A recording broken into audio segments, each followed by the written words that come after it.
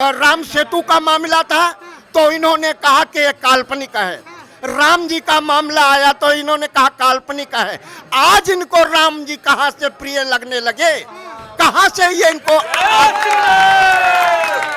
ऐसी स्थिति में ये लोग अपना मुंह बंद कर लें और ननिहाल चले जाएं तो महान कृपा होगी, वहां जाकर के राजनीति करें। जब लोगों को आवश्यकता लगी कि अब हमें जमीन चाहिए अयोध्या में, राम जी के नजदीक रह करके हम भजन पूजन करें, उनका दर्शन अर्चन बंदन करें, उस समय जब उन्होंने तलाशना शुरू किया तो यहाँ जो भूमिधर लोग थे उन्होंने अपने रेट को बढ़ा दिया। अब जितनी जिसको आवश्यकता है उतने ही महंगी जमीन वो खरीद रहा है। इसमें कोई सरकार की वो नहीं है। आज के समय पे मैंने देखा है सन 74 में जिस जमीन को 700 में लिया गया था वो आज 7 करोड़ में नहीं मिलने वाली। नमस्कार, मैं अर्चना तिवारी आप सभी का स्वागत करती हूं दराज धर्म पर। फिलहाल हम लोग अयोध्या में हैं, राम की नगरी में हैं। राम की नगरी में एक बहुत बड़ा विवाद इस समय उठ रहा है। कहा यह जा रहा है कि ट्रस्ट की तरफ से भ्रष्टाचार फैलाया गया, ट्रस्ट की तरफ से धोखाधड़ी किया गया, करोड़ों रुपए का घोटाला हुआ। फिलहाल हम लोग हनुमानगढ़ी में हैं। ये मेरे पीछे आप देख सकते हैं हनुमानगढ़ी है। इसके आप लोग डिजिटल माध्यम से दर्शन भी कर लीजिए, लेकिन उसके बाद आइए हम लोग पुजारियों से बातचीत करते हैं और समझते हैं कि जो ट्रस्ट का पूरा मामला है इस पे हनुमानगढ़ी के 800 पुजारी क्या सोचते हैं। फिलहाल 800 तो एकत्रित नहीं हो पाए हैं, कुछ पुजारी हैं बजरंग दास जी के, उनसे हम पूछते हैं कि क्या कुछ मामला है और ट्रस्ट पे इनका कितना भरोसा है। पुजारी जी, आपका बहुत बहुत शुक्रिया हमारे चैनल के साथ जुड़ने के लिए। सबसे पहला प्रश्न ये पूछूंगी, ये जो ट्रस्ट का मामला सामने आ रहा है क्या समझ में आता है? पहले तो मैं बहुत बहुत धन्यवाद देना चाहता हूँ इस भाजपा सरकार को, जिसने राम मंदिर का विषय जो आज तक चलता रहा उसको उजागर किया और ला करके इस सरकार ने राम मंदिर को कायम किया। आज राम मंदिर जब बनने जा रहा है और बन रहा है तो ये झाड़ू बरदार जो दिल्ली में बैठे हुए हैं आप पार्टी वाले, ये घोटाला अरे उनका घोटाला पहले पूछा जाए कि इन्होंने कितना घोटाला किया है दिल्ली में बैठ करके। वास्तविक राम मंदिर बन रहा है, मैं तो यह जानता हूं कि जितना चंदा हुआ है उससे भी कहीं अधिक धन राम मंदिर में लगना है और लग रहा है। योगी जी और मोदी जी ने जो सराहनीय कदम उठाया है वो अति सराहनीय है, जहां तक सराहना किया जाए वो कम है। रही बात यह घोटाला जो कह करके आप पार्टी, पप्पू की कांग्रेस पार्टी जो दिखा रही है घोटाला, यह समझ से तो परे है। बहुत ही ये अपवाद फैलाया जा रहा है, ये राम मंदिर पर भी कीचड़ उछाला जा रहा है और हमारे सनातन संस्कृति पे भी कीचड़ उछाला जा रहा है। इन लोगों को तो अपना मुंह बंद कर लेना चाहिए। यदि ये चंदा नहीं दे सकते, ये सहयोग नहीं कर सकते तो इसमें हस्तक्षेप न करें तो महान कृपा होगी। मैं कोटि कोटि नमन करना चाहूँगा कि ये लोग अपना मुंह बंद कर करके और राम मंदिर में सहयोग न करें तो इसकी खिलाफत भी न करें। धन्यवाद। आप बताइए महंत जी, आप क्या बोल रही हैं? मणिराम दास जी महंत हैं, इनसे भी बातचीत करते हैं। क्या बताइए, इनके हिसाब से तो बिल्कुल क्लियर है मामला, कोई घोटाला नहीं, राम जी का मंदिर भव्य बनेगा और जितना चंदा है उससे ज़्यादा खर्चा कहीं ना कहीं हो रहा है। जय श्री राम, श्री हनुमान जी महाराज की जय।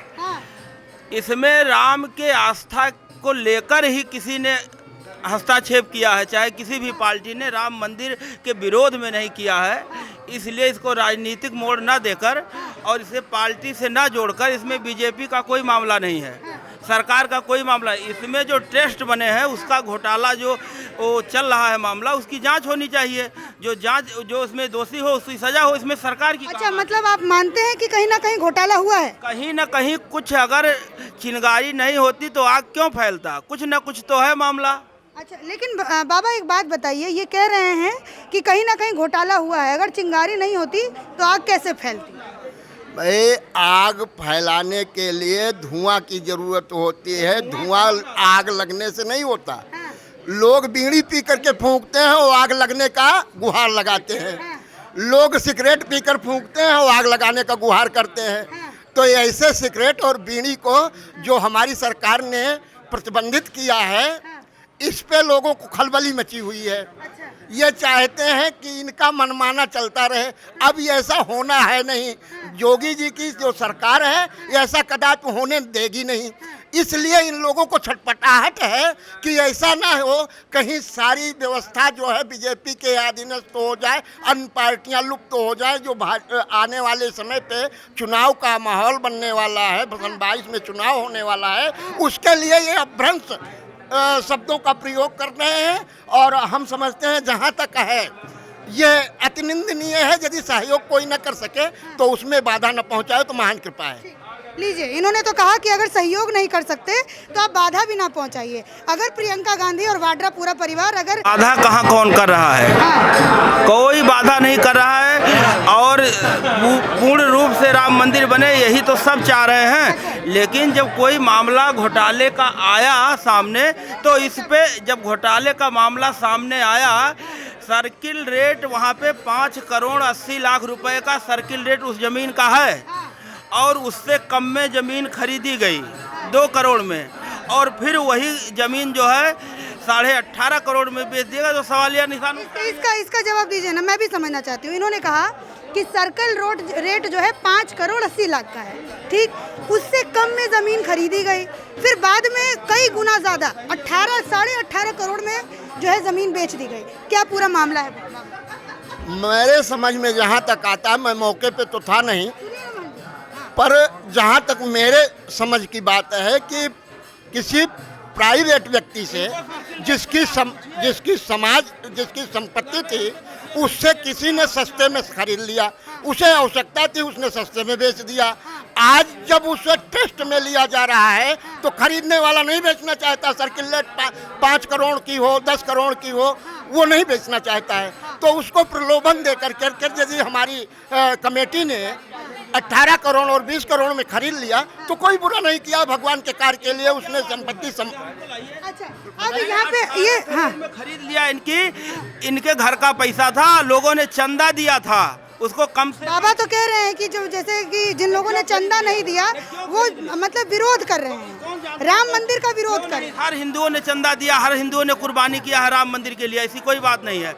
और ये जो बता रहे हैं कि इनको क्या दिक्कत हो रही है, 18.5 करोड़ रुपया, 18 करोड़ नहीं, कितनों घोटाला मतलब पैसा रुपया हो जाए, लेकिन हमें राम मंदिर चाहिए, बढ़िया बनना चाहिए, अच्छा बनना चाहिए। हम गुरु भाइयों का सबका कहना है।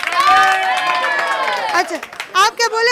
आपको भी चाहिए राम? अच्छा, घोटाले का पैसा का बनेगा फिर भी? अरे हमको उससे नहीं मतलब, हमको राम मंदिर से मतलब है। दिव्य और भव्य राम मंदिर अच्छा होना चाहिए। अच्छा, आपकी उम्र कितनी है? हमारी उम्र 18 वर्ष है। 18 वर्ष की है। यहाँ पे पंडित जी हैं? हाँ, पुजारी हूँ, छोटे पुजारी हैं, ठीक है, बचपन के साधु हैं। ये घोटाले के बारे में क्या ख्याल? घोटाले के बारे में हमको कोई टेंशन नहीं है। हाँ। हमको टेंशन है ये राम मंदिर कब तक बनेगा। अच्छा, और कितना जल्दी बन जाए उतना ही खुशी अच्छा, जल्दी। एक बात ये भी तो बुरा हो जाएगा ना अगर राम मंदिर के नाम पे, बाबा अच्छा एक बात बताइए, ये भी तो बुरा हो जाएगा ना अगर राम मंदिर के नाम पे घोटाला होगा तो? राम मंदिर पे घोटाला हो ही नहीं सकता। जो मर्यादा पुरुषोत्तम है, जो स्वयं मर्यादा पुरुषोत्तम है, जिन्होंने जन जन को मर्यादा पर चलने के लिए एक वो दिया है, मार्ग दिया है, कदम से कदम मिला करके उन्होंने हर वर्ग के लोगों को अपनाया है। मर्यादा में रहने के लिए उन्होंने प्रतिबद्ध किया है और समाज को जोड़ा है। वो कभी अमर्यादित कर्म कर ही नहीं सकता। जो राम भक्त है ना तो मर्यादा का उल्लंघन कर सकता है और ना दूसरे को मर्यादा पे कीचड़ उछालने का प्रोत्साहन दे सकता है। तो ये संजय सिंह, प्रियंका वाड्रा, ये सब इतना ज्यादा इस मुद्दे को क्यों उछाल रहे हैं आपके हिसाब से? क्या कारण हो सकता है? इनकी जमीन खिसक चुकी है। अच्छा। ये बिल्कुल भारत से नष्ट नाबूद हो चुके हैं। हाँ। इसलिए ये अपनी जमीन तलाश रहे हैं कि मुझे किसी तरीके से फिर से एक चांस मिल जाए। अच्छा, हाँ, बोलिए। जबकि इन्होंने आज तक जो भी कार्य किया है, राम सेतु का मामला था तो इन्होंने कहा कि ये काल्पनिक है। राम जी का मामला आया तो इन्होंने कहा काल्पनिक है। आज इनको राम जी कहाँ से प्रिय लगने लगे, कहाँ से ये इनको? ऐसी स्थिति में ये लोग अपना मुंह बंद कर लें और ननिहाल चले जाएं तो महान कृपा होगी, वहां जाकर के राजनीति करें। तो इटली भेजने की तैयारी आप करें? जी? इटली भेजने की तैयारी कर रहे हैं कि इटली चले? हाँ, इटली ये चाहते हैं जितना धन लूट पाए लूट करके इटली पहुंचा दे, यही चाहते हैं। अच्छा, एक मैं बात और समझना चाहूंगी, यूपी में ये जो मुद्दा है, ये जो घोटाले वाला मुद्दा इस समय विपक्ष उठा रही है, सरकार अपनी तरफ से कह रही है कि राम मंदिर बनने नहीं देना चाहते इसलिए ऐसा कर रहे हैं। बिल्कुल यही कहना सरकार ही नहीं कहना चाह रही है, मैं भी ये कहना चाहता हूँ कि ये लोग हमेशा राम मंदिर में रोड़ा बन करके सामने आकर के खड़े हुए हैं, आज भी चाहते हैं कि राम मंदिर ना बने, ये इसी उद्देश्य से लगे हुए हैं और कोई ऐसी चर्चाएं नहीं है। अयोध्या में मैं भी रहता हूं, मैं अयोध्या का मूल निवासी हूं, यहीं पे शादी हुआ, बालकाली शादी हुआ, यहीं पे रह रहा हूं, मैं मुख्य पुजारी भी रहा और आज मैं अपने स्थान का महंत भी हूं। और रही बात कि मैंने जो कुछ देखा है अपने जीवन काल में, आज तक कांग्रेस ने कहीं हिंदुत्व का नाम लेकर करके आगे कदम नहीं बढ़ाया। आज हिंदुत्व जब पूरा ध्वजा फहरा रहा है, पूरे भारत में हिंदुत्व की लहर छाई हुई है, तो इन लोगों की जमीन खिसकती हुई दिख रही है, इसलिए हल्ला और गुहार मचा रखे हैं कि हमारी जमीन बच जाए किसी तरीके से। ये जयचंद है देश के, इनको बाहर होना चाहिए। देश से बाहर कर देने के लिए हमारी भाजपा सरकार आज कटिबद्ध है और ये जितने हैं मवाली, ये सब देश से बाहर जाएंगे, भाजपा सरकार आएगी और राम मंदिर बनाएगी। एक मैं आपसे ये सवाल पूछूंगी बाबा, चलिए ये तो घोटाले की बात हो गई, विपक्ष की बात हो गई, सरकार की बात हो गई। अगर मैं अयोध्या में जमीन की अगर मैं बात करूं कि कितनी महंगी यहाँ पे जमीन है, एक एक करके सबसे पूछूंगी क्योंकि आप लोग यहाँ के मूल निवासी हैं तो मालूम होगा आप लोगों को। तो बाबा यहाँ के जो जमीन है वो राम मंदिर का फैसला आने के बाद कितनी महंगी है? महंगाई तो तब समझ में आती है जब चोट किसी व्यक्ति को लगी हो, उस समय दवा की कीमत महसूस होती है। जब लोगों को आवश्यकता लगी कि अब हमें जमीन चाहिए अयोध्या में, राम जी के नज़दीक रह करके हम भजन पूजन करें, उनका दर्शन अर्चन बंदन करें, उस समय जब उन्होंने तलाशना शुरू किया तो यहाँ जो भूमिधर लोग थे उन्होंने अपने रेट को बढ़ा दिया। अब जितनी जिसको आवश्यकता है उतने ही महंगी जमीन वो खरीद रहा है। इसमें कोई सरकार की वो नहीं है लेन देन और ना तो किसी व्यक्ति उसका, उसमें ऑल टोटल ये व्यक्तियों के व्यक्तित्व के ऊपर निर्भर करता है। कोई फ्री में पा जा रहा है, आ जाओ हम बसा रहे हैं आपको, कोई खरीदने पे भी ढूंढने पे भी नहीं पा रहा। महंगी हुई है कि नहीं जमीन अयोध्या में? बिल्कुल महंगी हुई है। अच्छा, कितने गुना भैया मतलब पंडित जी महंगी हुई है अयोध्या में जमीन? आज के समय पे मैंने देखा है सन 74 में जिस जमीन को 700 में लिया गया था वो आज 7 करोड़ में नहीं मिलने वाली है। इतना महंगा हुआ है अयोध्या?